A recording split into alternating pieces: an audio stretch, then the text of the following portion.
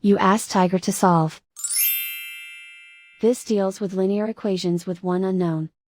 The final result is n equals -10. Let's solve it step by step. Swap sides. Isolate the n. Multiply both sides by 10. Group like terms. Multiply the coefficients.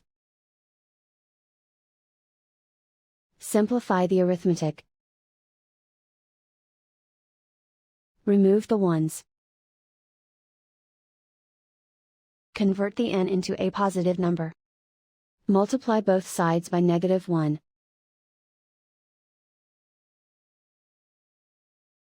Remove the ones. Simplify the arithmetic.